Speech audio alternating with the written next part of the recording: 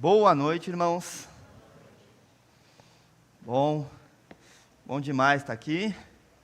Vamos para o estudo dessa noite. Antes da gente começar, vamos orar mais uma vez. Depois eu quero fazer uma breve introdução e aí sim ler o texto desta noite. Então, vamos lá, vamos orar. Deus Santo, nós te louvamos por esse dia. O Senhor Deus que é bondoso, ó Deus, que é glorioso e que ainda assim, ó Deus, o Senhor que se relaciona conosco, nós somos gratos por isso. Somos gratos pela tua pessoa, ó Deus, pelo teu Filho Jesus, que morreu na cruz em nosso favor, ó Pai, que derramou o seu sangue, que ressuscitou, e agora, ó Deus, nós desfrutamos dessa viva esperança de que também, ó Deus, ressuscitaremos, assim como o teu Filho Jesus ressuscitou um dia. Clamamos por este momento em que nós vamos ouvir a tua palavra, que o Senhor nos abençoe, ó Pai, que o Senhor me dê capacidade para lembrar daquilo que foi estudado, e assim o seu nome possa ser glorificado por meio de vidas transformadas. Te peço isso em nome do teu Filho Jesus. Amém. Vamos lá, irmãos. O texto, irmãos, que eu escolhi hoje, é um texto que, a depender da tua idade, do quanto tempo você tem de conversão, você já ouviu 5 ou 50 mensagens nesse texto. Um texto muito conhecido que, todas as vezes na minha leitura que eu passo por ele, eu preciso parar, refletir, porque ele realmente é um texto que me toca quando eu leio esse texto. Por quê? Porque esse texto, na minha opinião, ele mostra, o Senhor Jesus Cristo mostrando e falando acerca do caráter de Deus, do teu caráter bondoso. E outra coisa que me chama a atenção nesse texto também, é que ele vai mostrar como o Senhor Deus é diferente de qualquer outros deuses falsos que existem por aí. Deuses que, essas religiões que apresentam esses deuses falsos, como seres que nós precisamos fazer coisas o tempo todo a fim de ser aceito por Ele. E aí vem Jesus e inverte totalmente essa lógica, algo que é escandaloso não só na época do texto, mas também para nós, é escandaloso ainda hoje. O texto que eu estou falando é o texto do filho pródigo. E aí eu quero pedir licença para os irmãos, eu quero mudar um pouco aqui, aquele que seria talvez o título desse texto. E eu queria mudar de filho pródigo para o Deus pródigo. E antes que você pegue uma pedra e queira jogar em mim, deixa eu te explicar o que eu quero dizer com Deus pródigo aqui, só para ficar bem claro. A primeira coisa é que essa ideia ela não é minha, tá, irmãos? Não foi eu que pensei nisso, de Deus como um Deus pródigo. Isso vem de um pastor e também escritor muito famoso, falecido já, chamado Timothy Keller, em que ele vai trazer em um dos seus livros essa ideia de que Deus é um Deus pródigo. Por que ele é um Deus pródigo? Primeiro, a gente precisa lembrar que esses títulos que aparecem aqui nas Escrituras, irmãos, você pode já abrir aí em Lucas capítulo 15, vai abrindo aí, você vai perceber que em cima do verso 11, aparece lá escrito a parábola do filho pródigo. Então a gente precisa lembrar que esse subtítulo que está aqui, ele não é inspirado, tá? A gente está falando de um acréscimo aqui no texto, para que a gente consiga entender melhor, ou organizar melhor o texto para a gente, assim como os versículos e como também os capítulos. Então, a gente pode sim alterar aqui o subtítulo sem problema nenhum, a gente não pode mesmo mexer no texto inspirado, né? Esse a gente não pode mexer. Mas por que o Deus pródigo, irmãos? Quando a gente pensa nessa palavra pródigo, a gente está falando daquele que esbanja e daquele que gasta. Por isso que nós atribuímos esse nome de filho pródigo ao filho mais novo. Aquele que nós conhecemos a história, que vai até o pai, pede para que o pai adiante a ele a sua parte da herança, sai com a herança e gasta tudo. E porque ele é um gastão, então ele é um filho pródigo. Mas a palavra pródigo, quando a gente dá uma olhadinha nela, ela não refere-se somente àquele que gasta dinheiro. Ela não diz somente aquele que gasta dinheiro de forma excessiva, sem moderação, não é só isso. Essa palavra também significa esbanjador, perdulário, dissipador e até mesmo aquele que produz em abundância. Aquele que é fértil, que é fecundo, aquele que é muito generoso. Portanto, dá para a gente pensar aqui nessa parábola como sendo a parábola do Deus pródigo.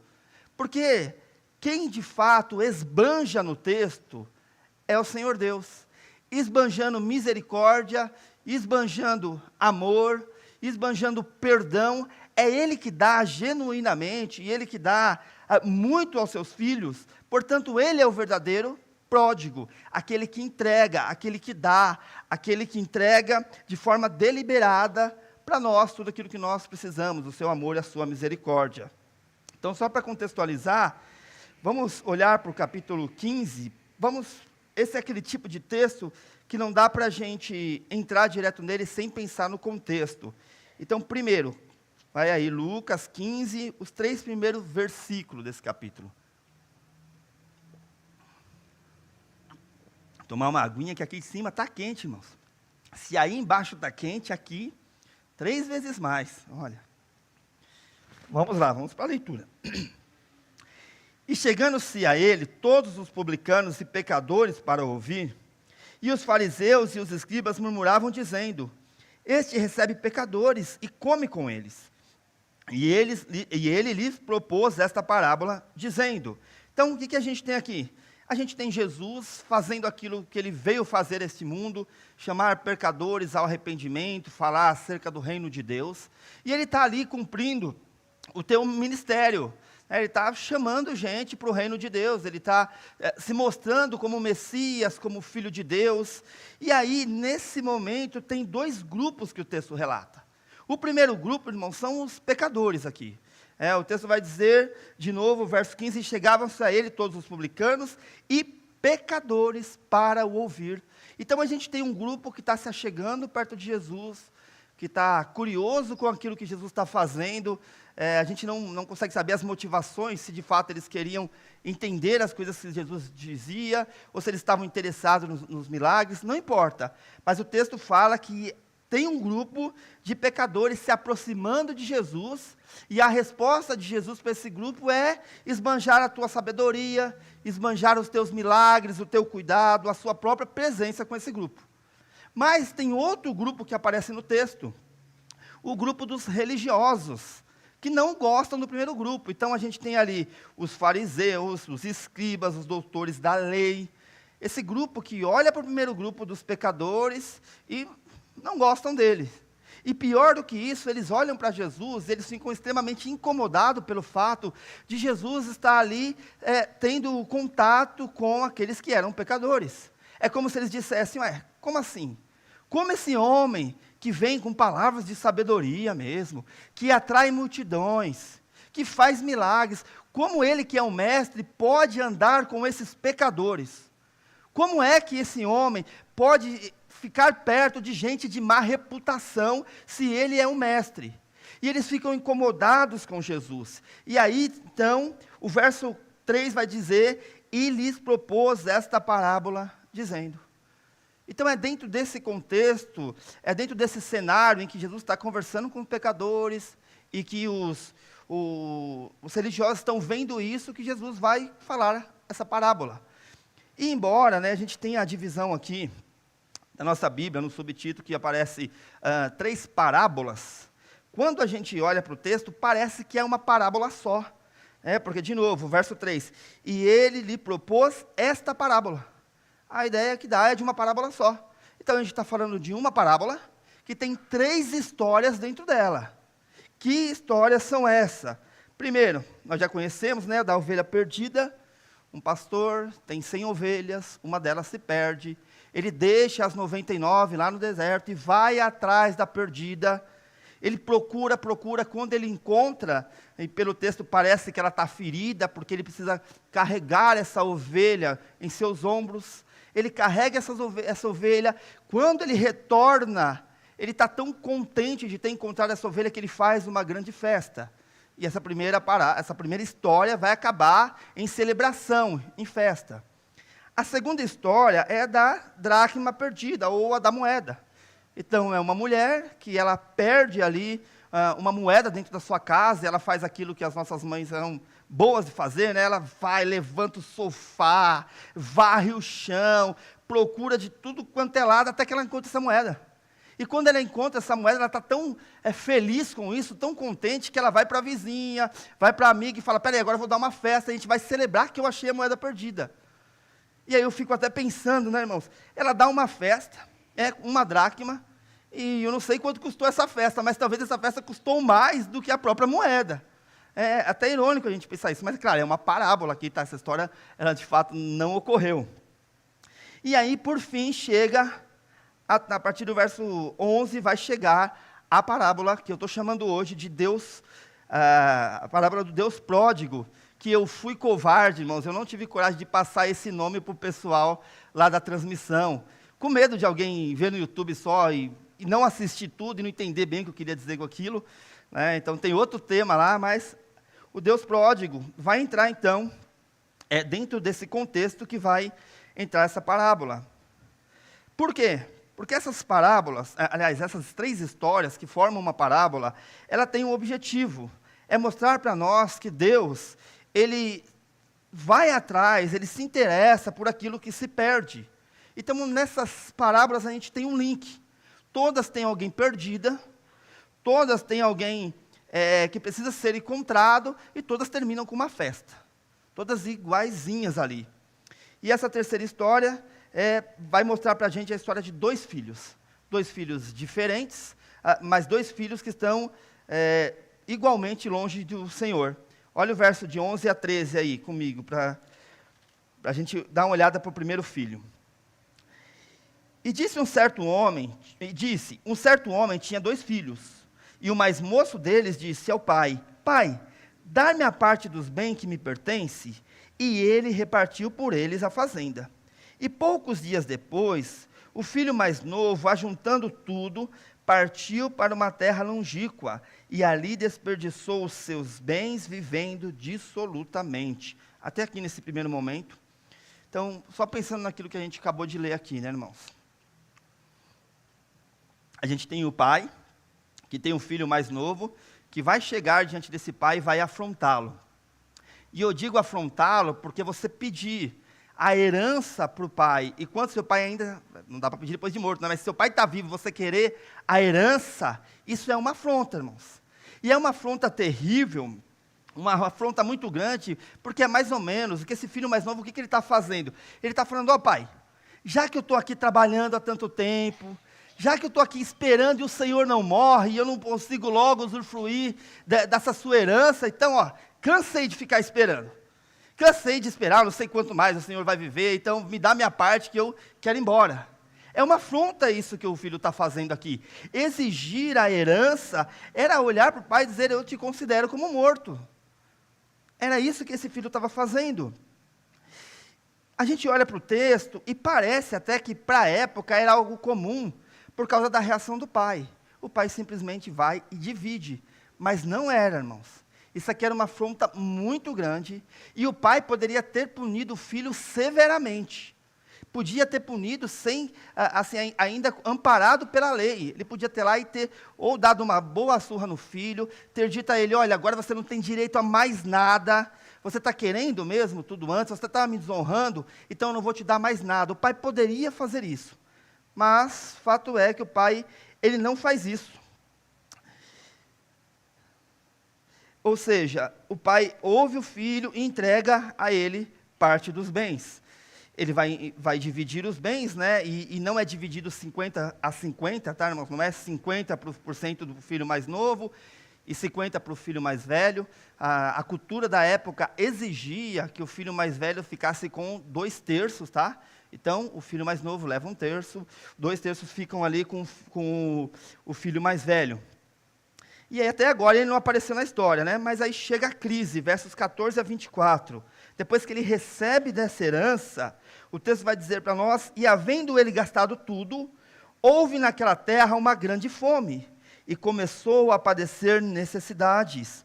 E chegou-se a um dos cidadãos daquela terra, o qual mandou para os seus campos a apacentar porcos, e desejava encher o seu estômago com as bolotas que os porcos comiam, e ninguém lhe dava nada. Um comentário rápido aqui, no verso 16, é que, veja, para um judeu, o porco ele já é impuro, e ele estava desejando comer o alimento daquele que é impuro, pior ainda. Verso 17, e tornando em si, disse, quantos empregados de meu pai têm abundância de pão, e eu aqui pereço de fome. Levantar-me-ei e irei ter com meu pai, e direi: Pai, pequei contra o céu e perante ti, já não sou digno de ser chamado teu filho, faze-me como um dos teus empregados. E levantando-se foi para o seu pai, e quando ainda estava longe, viu a seu pai, e se moveu de íntima compaixão, e correndo lançou-lhe ao pescoço e o beijou. E o filho lhe disse: Pai, pequei contra o céu e perante ti, e já não sou digno de ser chamado teu filho. Mas o pai disse aos seus servos: Trazei depressa a melhor roupa, e vestilho, e ponde um anel na mão, e sandália nos pés, e trazei o bezerro cevado, e matai-o, comamos e alegramo-nos, porquanto este filho estava morto, e reviveu, tinha se perdido, e foi achado, e começou a alegrar-se. Olha que interessante, irmãos, até aqui essas histórias, elas são todas muito parecidas, né? Há um padrão, tem algo perdido, depois algo é encontrado, e no final tem uma festa. Isso acontece nos 3 textos, né? E aí vai aparecer essa figura do irmão mais velho. E o final desta parábola, ela começa igualzinha o início do capítulo 15. Olha como é que começa o finalzinho no verso 32 aí.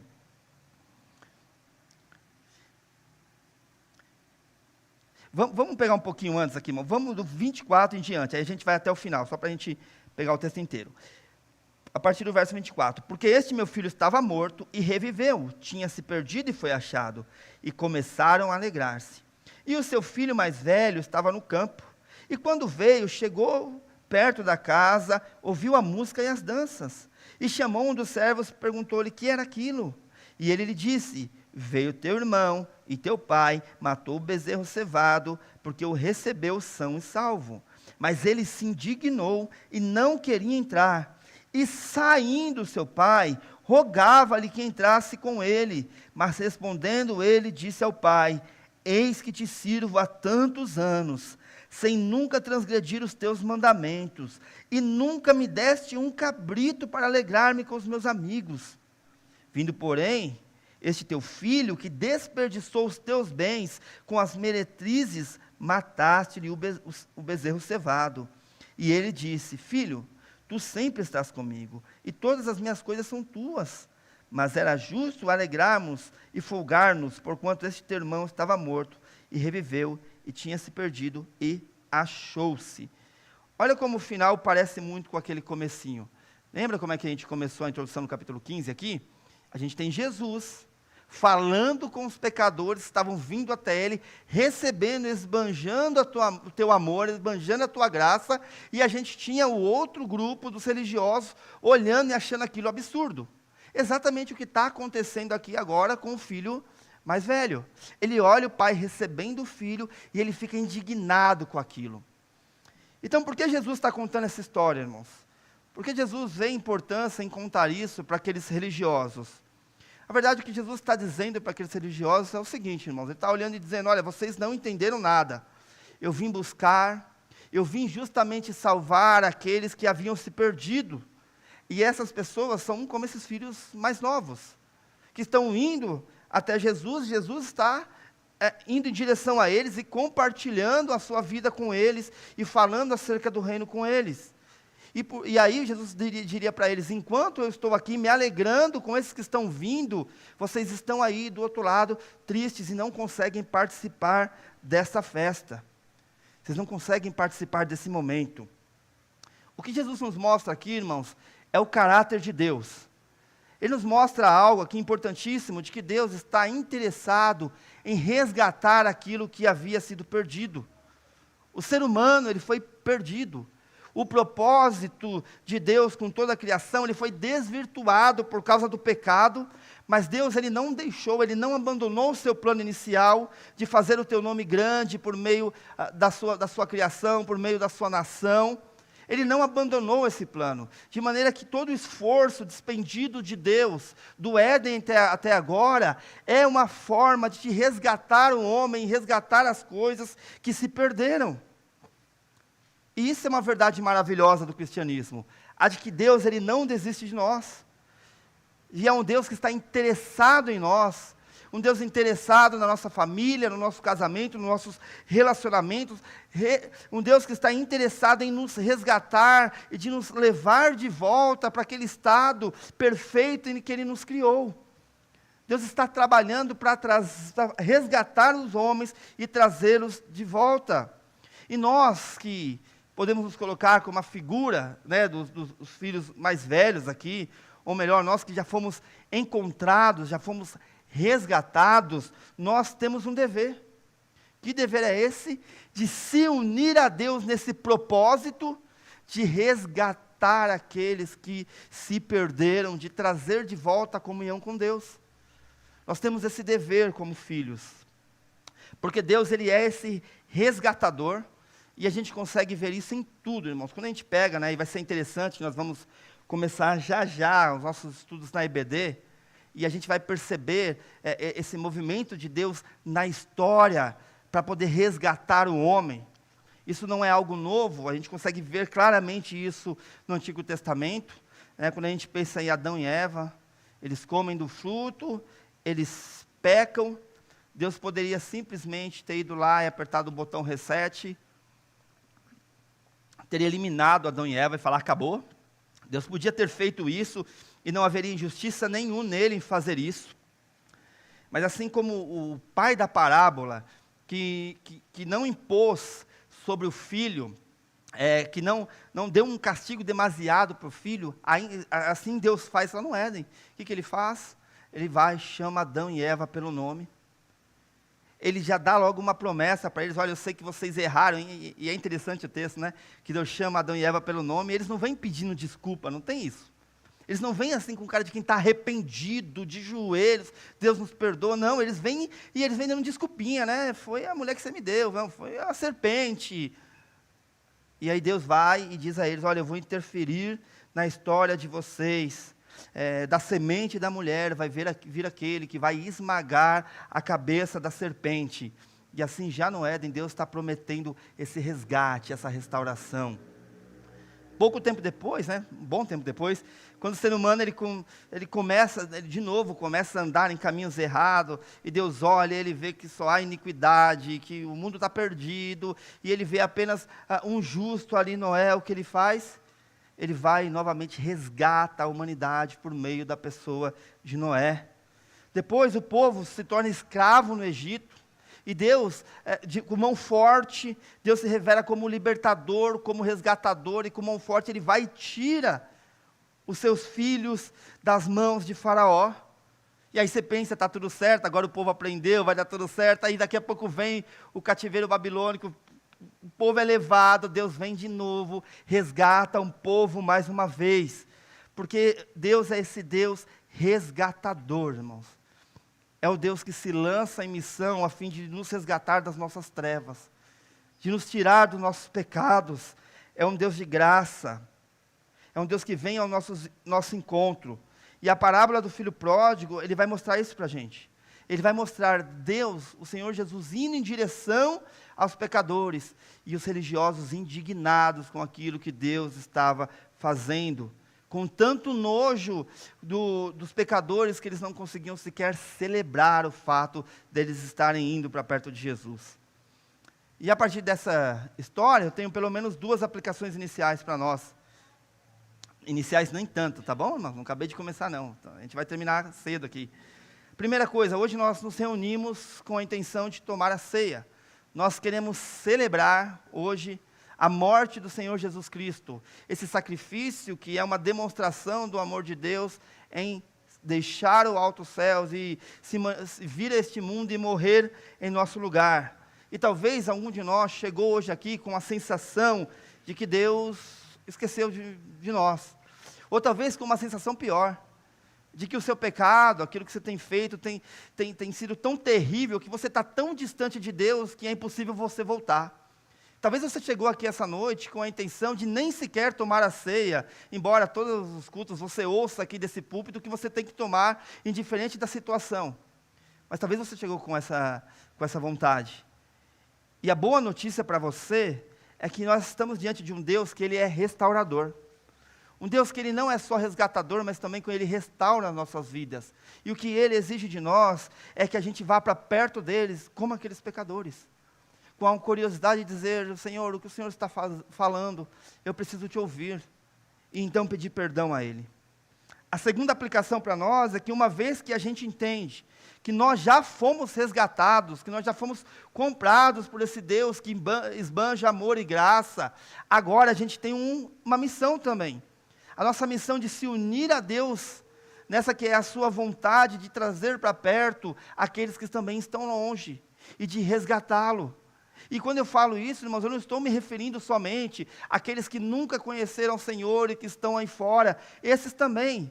Mas eu falo também daqueles que você tem sentindo falta, daquele que faz um bom tempo que você olha do lado e você não vê ele vindo para a igreja, que ele não está aqui na ceia, e você acha estranho isso.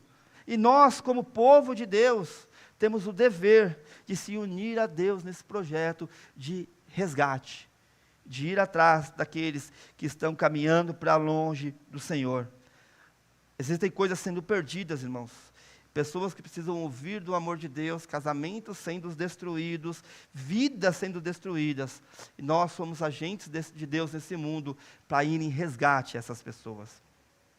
Essa foi a primeira coisa que a gente tinha que ver essa noite. A segunda coisa que a gente precisa pensar aqui é Jesus como esse irmão mais velho. Olha só, vamos perceber algumas coisas. A primeira coisa que eu disse aqui, irmãos, é que existe coisas que se repetem nessas três histórias, né? Mas tem uma particularidade, uma coisinha que não é igual nas três, que acontece nas duas primeiras histórias, mas na história do filho pródigo aqui, né? do Deus pródigo, não aparece isso que está acontecendo. Primeira coisa, o pastor ele vai em busca da ovelha. Capítulo 15, verso 4, de novo. Olha lá. Olha o pastor indo em direção à ovelha.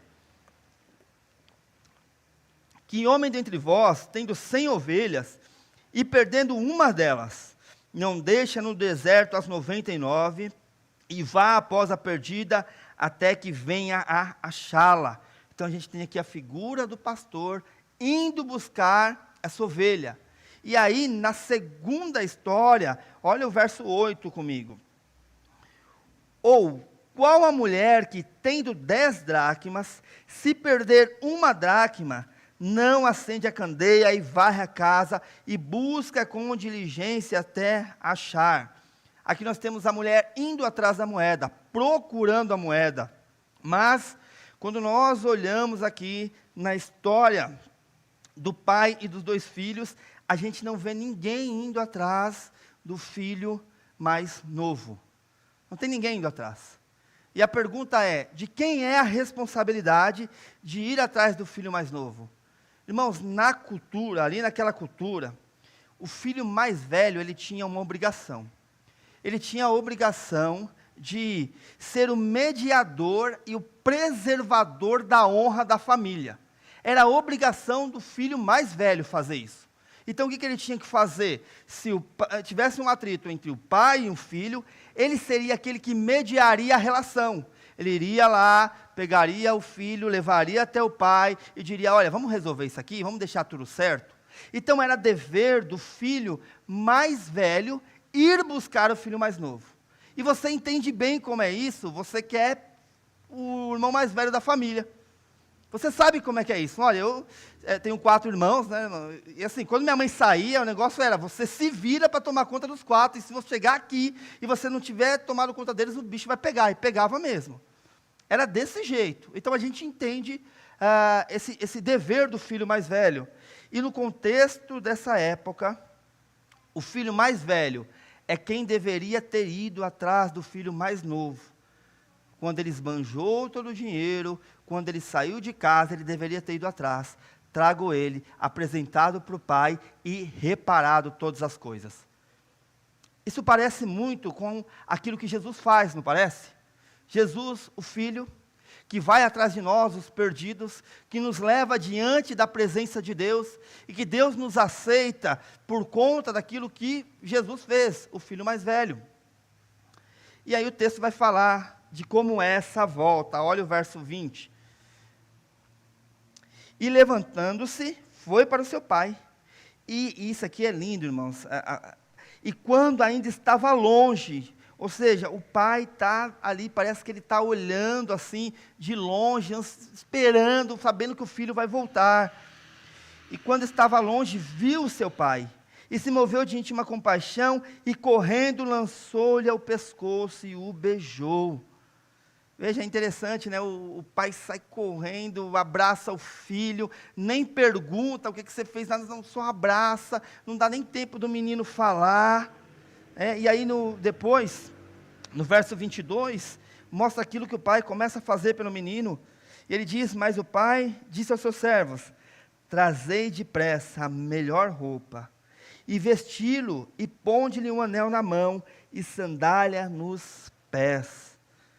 Veja, o pai vai lá e presenteia esse filho mais novo que havia ido embora. E é interessante que de quem eram essas coisas? Lembram? O filho mais novo pediu a parte da herança. 2/3 fica para o filho mais velho. Logo, todas as propriedades do pai, quando o pai falecesse, pertenceriam a quem? Ao filho mais velho. E aí a gente entende, talvez, toda a indignação do filho mais velho, quando ele chega, ouve a música, vê a festa, e talvez no coração dele, peraí, esse aqui foi lá, gastou tudo, agora volta e quer tomar de volta aqui aquilo que é meu. Isso é meu por direito, ele está aqui recebendo do novilho aqui, cevado.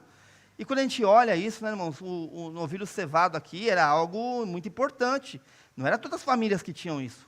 A base da alimentação ali era basicamente peixe, irmãos. Eles viviam de peixes e vegetais. Aí, ó, o pessoal da dieta aí que está comigo no plano para emagrecer. Peixe e vegetal, era isso que os caras faziam, né? Quando a gente assiste The Chosen, todo mundo é forte lá. Deve funcionar isso daí. Então, temos esse novilho, você ter isso mostrava que no mínimo, irmãos, você matar e distribuir era para uma ocasião muito, mas muito especial mesmo. Era para uma ocasião, você, matei um novilho, então chama o vizinho, chama o amigo, a gente vai celebrar, todo mundo junto, vamos fazer uma grande festa. E o filho mais novo, o filho mais velho, ao ver isso, ele se entristece. Da mesma forma como os religiosos ficavam entristecidos e ficavam com raiva de Jesus, quando Jesus falava com os pecadores. O que a gente conclui aqui? O que a gente constata? Que nenhum dos filhos aqui amava de fato o seu pai. Ambos os filhos aqui amavam apenas aquilo que o seu pai podia prover a eles. Eles não amavam de fato o seu pai por quem ele era, mas por aquilo que o pai dele tinha. O filho mais novo quis se apoderar das coisas com o pai ainda vivo.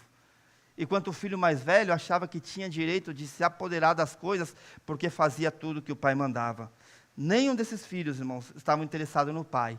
Mas a reação do pai é de amor para com os 2 filhos. Com os 2 filhos.